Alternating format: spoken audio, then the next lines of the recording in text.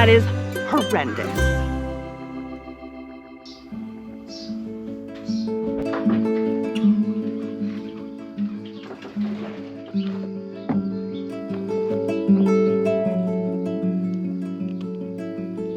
Good morning, Buster. Your feet are muddy. What were you doing? Good morning. Welcome back to Sage and Stone Homestead. My name is Heather. Can't find one of the garden kitties this morning, but little Jackie, he's been very good at his job of being a mouser. And when he gets a mouse, he hides and eats it, and he won't come out for anything. So we'll find him later, I'm sure. The reason I am out here this early, I'm not a morning person, is I do have some goats that are quite sick and I need to be checking in on them. So I think it was my last goat update where I said, oh, it's been going so well. Look how long their grass is. The goats are so healthy. And it was probably 5 days later, one of them died. It was one of the ones slotted for the freezer, one of our meat goats. His name was Alf. And I did a necropsy as I do, and I couldn't really find anything wrong. A lot of times you can see on the inside of the goat what went wrong, especially with things like coccidia and enterotoxemia, but his intestines didn't show anything. I have a video where I did a full necropsy if you're interested in that. I understand that a lot of you won't be, but I'll link it in the description box in case you want to know exactly what that looks like. But yeah, I didn't see anything wrong with him as far as that goes, and so it was kind of puzzling. What I ended up doing was treating his pen mate for worms because I couldn't see anything that really linked me to coccidia, and it didn't look like anything else was wrong. I assumed that it must have been worms that did him in. Mooch at the time looked fine, like he was just fine, no problems at all, eating well, and then a week later he started to scour, and I knew that because I had already treated him for worms that it must be something else. Now I do have a microscope and I can run my own fecals here, and I do that when I'm not really sure what's going on, but really there's a very limited number of things that can go wrong. And so I did a little bit of deductive reasoning, I guess. Mooch, and we'll go over and see him, he's fine too. He is from a production show herd, and sometimes those goats can be a little bit fussy when you put them in like a homestead setting where things are a little bit more hands-off. They're a little bit more used to being babied, and honestly there's nothing wrong with that. It just doesn't really fall in line with a lot of the ways that homesteaders keep goats. We kind of need goats that are a little bit more hardy, where in busy seasons where the garden needs a lot of attention, the goats can really be self-sufficient when they're given the right tools and things, the right pastures, the right minerals. So with Mooch, what I decided to do was treat him for coccidia, because in a lot of production herd situations, especially where there's a lot of bottle babies, they'll put an anti-coccidia medicine in the milk, and that keeps coccidia at bay while they're really little, and that does really help lessen the death toll of those babies. But one of the issues with that is a lot of times, from what I've noticed, the goats themselves don't develop their own resistance to coccidia because the medicine took care of it for them. And so here I don't treat unless it seems like we really, really need to. And normally I will assess that need based on the way the goat looks. So we've got a goat here, and he's very skittish. This is one of Elpis's boys. He isn't super well handled, so he is going to be running from us, but I've never noticed him scouring. He's got really good condition. He's nice and shiny. And I got a hold of him yesterday to put a castration band on him, and noticed that his FAMACHA score, his anemia score on the inside of his eyelid, was completely white. Now our friend Cole here had a very similar looking FAMACHA score, and he was a bottle baby, so he's gonna let me show you. But that is horrendous. That is horrible. Come here, Mochi. In contrast to that, I'd like to show you Mochi, who is our resident wether, who had one of the best FAMACHA scores that I looked at yesterday. Here. Really, really red in there. And the camera might not pick that up because it tends to buffer out the redness even though I don't have any filters on. But Mochi looks really good even though he's been in the pasture with some of these goats. And the two goats in here that are anemic are not the only two goats that are anemic. Clover! Come here, girl. What are you two girls doing out here, huh? Who put you out here? So we're in Mooch's pen. He's in his house over there. I just had my hands on him yesterday and he looks really good. As I mentioned, he had been scouring. I treated him for coccidia and he got better. So that is probably the problem that he was having, even though he's a yearling and he should be well past the coccidia stage. Like I mentioned before, I think sometimes raising them on a bottle with those meds in the bottles, it kind of just prolongs the inevitable. Now it is true that an older animal is a lot more able to handle a coccidia load than a small baby, but still, especially if they're already dealing with a heavy worm load or something, coccidia really can take hold. Anything happening back there yet? Not yet, huh? I noticed that it looked like my La Manchas were starting to come into their seasonal heats. And so in order to just introduce them and get them used to each other, I stuck these two girls out here with Mooch. I have a feeling he's not going to be able to reach them and I'll have to give him a booster when I see them come into heat next, but they're becoming acquainted. And Mooch is feeling a lot better. And just so you can see, this is the length of grass that we have in a lot of these pastures with the goats that are sick. But as you can see as well, probably, there's a very heavy dew on this grass in the morning. And any kind of worm, or potentially coccidia, I'm not really sure, any kind of worm larvae though that is on that grass that normally will stay in the bottom few inches closer towards the soil, they will take advantage of something like dew. It's kind of like a highway to get higher up on the grass blade and thus be ingested by the goat. So I have moved these three anemic boys into this pen here where the grass is pretty short, but I'm feeding hay. Normally this door is open and they can have access out here to a really big area, but we've got them penned up because this is a sick pen now. And these boys really don't look bad as far as condition goes. They're nice and shiny, but we don't like what's happening on the back end. And so that's what alerted me over here. Havoc, we've had him for a really long time. This is actually the sickest he's ever been. One of the things that I've really loved about Havoc is how hands-off he has been, and it's been a good thing because it's hard for me to handle him, to get a hold of him for routine maintenance, and we've had him for 3 years and I really haven't had to grab him much for anything, and he holds really great condition and he tends to pass on a really great worm resistance and things to his daughters. But he was one of the ones that had a very white FAMACHA score yesterday. Of course he's gonna hide from me, but so we're just kind of at a wait and see with these boys. We have had nice cool temperatures the last little bit, but this week we're getting hot again and then it's going to cool down again. And temperature fluctuations, it's hard on livestock anyway, but especially when they're sick. So what I did to treat these sick goats is I dewormed them, and some of them I treated for coccidia. Havoc I didn't because of his age, and I know he had coccidia as a baby, so in him it's likely to be worms. So when I have taken an older goat with scours and a fever to the vet in the past, and the older goat wound up to have coccidia, which I thought could not happen in an adult, the vet told me that goat should be immune to coccidia, but because the worm load is so high, her body can't do what it normally does. And so all the vet did was treat for worms and she got better. So with a lot of these goats, all I did was treat for worms, and that should, at these ages, that should help. Some of them that look really bad off, like the super white, I just treated for coccidia as well, plus I gave an iron injection. A lot of you who have been following our goat journey know that we have been dealing with a cobalt issue in our dairy does in the big barn, and they have been doing awesome. So logically, we can expect that maybe our bucks, if they're eating the same grass off the same pasture, maybe they are also cobalt deficient. So I did buy some blocks and put them in the pens, but it was probably too late. They probably already had a decent worm load, and I just didn't notice because actually most of them were not scouring and a lot of them look shiny and good.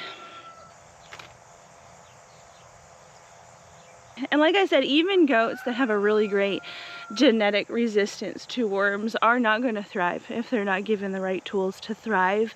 And to be fair to these animals, I noticed that they weren't really licking their mineral pails that they usually do. I buy these goat pails from like Tractor Supply. I can also get them through Combotch, which is sold at some of the local Mennonite and Amish stores. But for the last probably 6 months, they've really been turning their nose up to those, and I don't know why. And it took me some months to really rectify that problem and give them an alternate mineral source, and it was probably too late at that point as far as the worm load goes. Hopefully it's not too late as far as the goats go. How are we doing in here? Hi! Margie, can we see the valley? Ooh. There we go. Margie's looking large and in charge. She's due in a month. Good morning, Winnie. How are you? So the girl barn actually is doing quite well. My friend Megan came over yesterday. You could probably see these shave marks on the girls. She helped me disease test the entire herd. I sent in 20 samples of blood. And so it was disease test day as well as just maintenance day. So everyone got selenium, everybody got copper, everyone got a hoof trim, and everyone had their FAMACHA scores checked. And every doe in this goat barn has at least a 3. If you're familiar with the FAMACHA score chart, you know that that's not too shabby. Especially considering that some of these does have never had a dewormer. I think that's pretty good. And actually a lot of them that have never had a dewormer were 4s as far as the scale goes, which is really good. And that is what I hope for. Now, what is different between these girls and their barn and the boys that are out in those pens is that they do have access to loose mineral, and the girls really do go through that loose mineral. I buy 1 bag every week, and the bag weighs 25 pounds. Now, there's quite a few goats in here. I think there's 17 or 18, and so that might be expected. And my girl goats have also had access to this cobalt mineral block, which they have demolished. It's only been sitting there for maybe 5 or 6 weeks. So they've had that plus their loose mineral, and they have been consuming less of the loose mineral with the cobalt in here, but it doesn't seem like anyone's worse for wear for it. Everybody is good and shiny and healthy. Yeah, you are, huh? Look at how shiny you are. Look at how shiny you are. So logically, I should be able to just put loose mineral out in the boy pens, right? For some reason, and I don't know if it's the heavy dew, the fact that I have fans in this barn, or what, but when I put a loose mineral out in those pens, it cakes up before the week is up, and they don't go for it. So they might lick it the day that I put it out there, but then they won't after that. So I'm entertaining the idea of top dressing some feed for them so that they can get something every day, because I think that they're still lacking. Even though I have mineral blocks out there for them, they could probably use more, because I think that a lot of those boys are probably deficient. But not you, Elsa, no. You girls look real good. Elpis, who has been historically one of my sickest goats, looks really, really good this year. Don't ya? Yeah. Stormy, how's your baby bump going? There's a width check on Stormy. She usually doesn't let us get behind her to check her udder, but her little baby udder is coming in beautifully. Can we see it, ma'am? Nope. Nope, not today. Maybe when I come down to milk and I feed them, we can get a peek behind her. Good morning, sir. So, we have bucks out here too. This is our chicken run, if it's not obvious. And we have Feral there. This is Nefarious. And Jupiter, he's hiding over here. I did just put a castration band on him yesterday, so he's not super excited to see me. But the boys in here, unlike the boys in the other pens, they had really good FAMACHA scores, and they only have access to a mineral block as well. So I'm not really sure what to think, aside from maybe the fact that the chickens are here in this pasture means that this area has a little bit more minerals just inherently. So them grazing in here, they're getting a lot of what they need from the land, which is ultimately the goal. And so it's just things that I'm thinking of, things that I'm taking notes on. You'll hear people say all the time, don't keep goats with chickens. You can't do that. And one of the reasons that they say that is that goats really can't have chicken feed. It's not good for them. We feed those chickens on the outside of the fence, and the fence is this 2-inch by 4-inch wire, so the goats can't really get, they can maybe get a little bit of a nibble of the feed, but they can't eat a ton of it, and the chickens can just reach their head right through and peck, and it works out really good. It's a good system. There you are, Jackie, come here. Were you off eating a rodent this morning? Hello, sir. I knew you'd show up. There's Monty. He's growing big.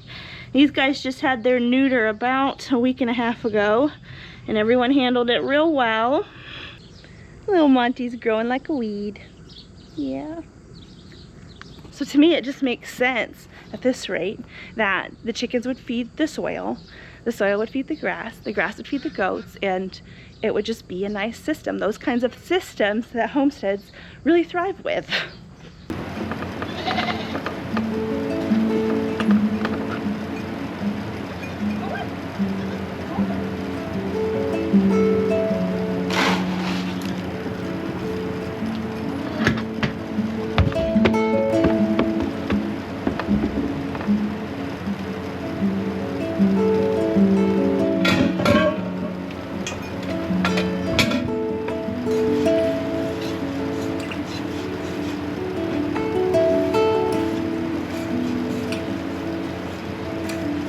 I was just inside thinking about it too. Those goats that are in with my chickens, I have been feeding them a lot of scraps, like from pumpkins and things. I have been feeding them a lot of whey from my cheese making. The whey is very probiotic for them, which will help feed their rumen bacteria and keep their overall health up.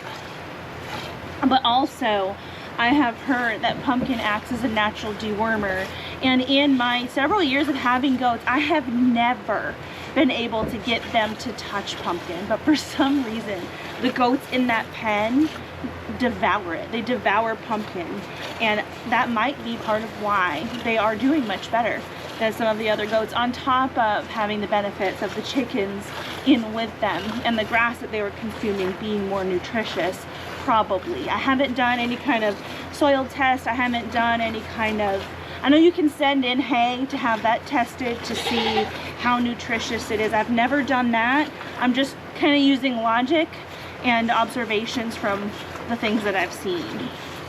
One of the things that I've done this year too that's been different from years in the past is because we had so much rain this year, our pastures were growing really well, and I didn't feel like I had a need to supplement those boys with grain. So really, those pastures haven't had very much grain at all this year, but that means that their nutrition has been solely dependent off of the pasture. And that's what I'm learning this year, is that I think my pastures are severely lacking. I've got to really think about how to fix that, because obviously that's not a good thing. I mean the chickens are working in their small area, but I have 9 acres. We would need a whole bunch of chickens.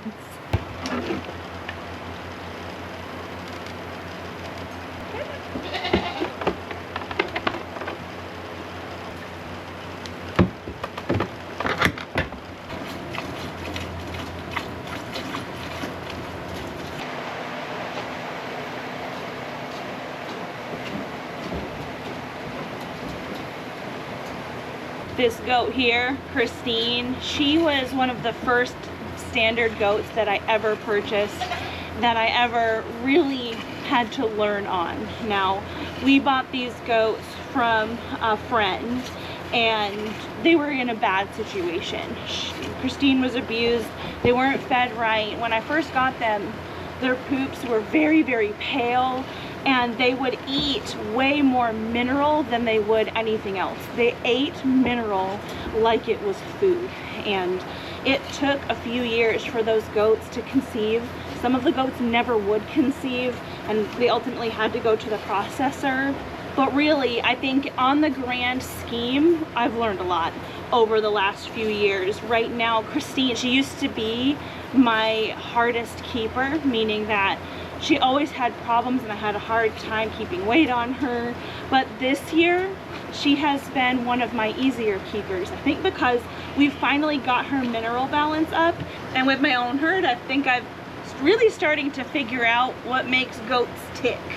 One of the things that makes goats so hard, and why everybody says that goats are really hard, is the fact that there isn't a lot of research done in like the ag industry on goats. You'll see a lot of research on cows, and there is some research on sheep that does overlap with goats, but most of goat care is just kind of trial and error. It's a lot of vets, when they prescribe anything, it's usually extra label and it hasn't actually been tested. It's just things that people have done and seen to work, and it's just sort of one of those things, and whatever works for me here may not work for you there, because my pasture is different than your pasture, microclimates and all that. It makes these guys really difficult in a way, but they're worth figuring out.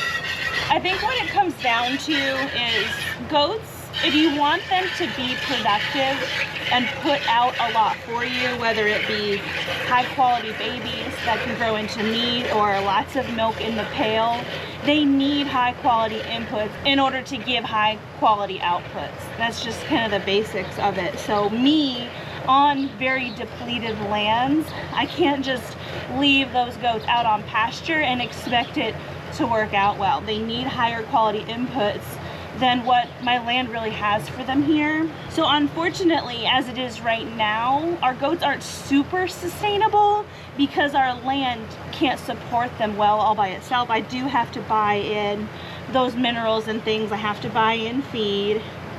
But in a perfect system, the land would be healthy, and in turn the animals on it would be healthy. If you are new to the channel, which I do have a lot of new subscribers lately, welcome. We live on old tobacco farmland. So this land was cultivated for decades to grow tobacco, and every time they grew tobacco, they only would put down as much fertilizer as was needed, you know, as to not waste it. And then they would harvest the crop and start all over, and just, it's been very depleted. We've had a lot of the minerals just worked out of our soil, because rocks don't really grow great crops, and when you remove those rocks from the soil, there's really not anywhere for the soil to get those minerals from.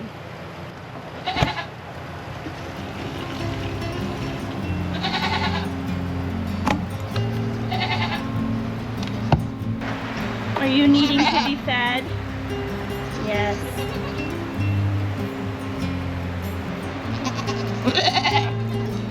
Laura, don't eat it.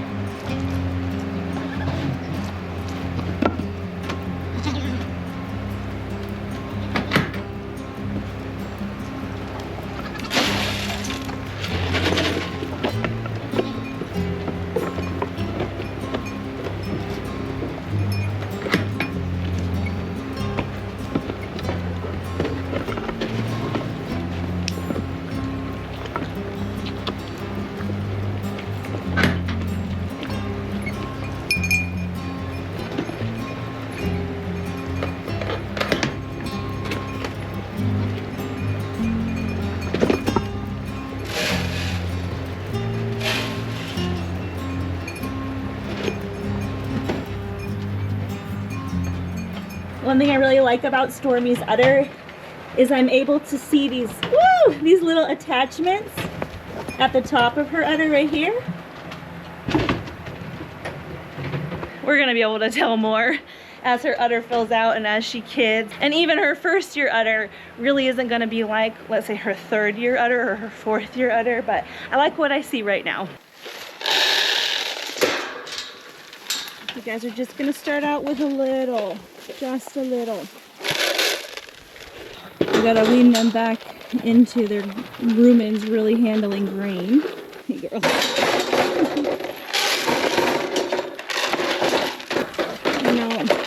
I did it this way so Mooch wasn't able to get as much grain as the girls.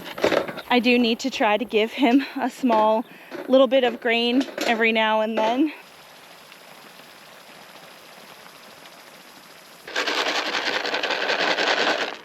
been a while, so they're not used to it. Hey, Havoc! Do you want some grain?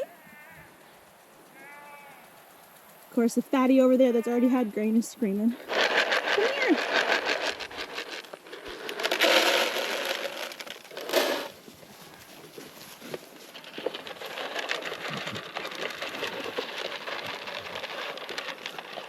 I know that my mentor has told me too about the protein content of the feed or the hay really helping the goats out with the worm loads, because a lot of worms don't really suck the blood necessarily. A lot of them will just rob the goats of their proteins, and so if the goats have kind of surplus protein in their diet, it can help with that pressure. So it's really only been the last couple of days that I've really been considering how can we effectively remediate our land so that the things that are trying to survive off of it can do more than survive, they can thrive. And we don't really like raising chickens for meat. I do have a video explaining why. I'll link that in the description box below. So it would make sense if I ran, you know, meat chickens around the pastures and things. But what we may need to do is actually mobilize our layer flock and have kind of like a mobile coop situation, which scares me a little bit. We do have some really bad high winds here, but certain styles of tractor we may be able to manage pretty well. But I think that might be kind of the starting point of where we can try to fix things. If you have any advice, I will gladly hear it. As you can see, we already started some of our breeding groups, and I haven't explained to you who's breeding whom. I will get into that, plus the results of the MDGA goat show in the next goat video, which should be in about a week.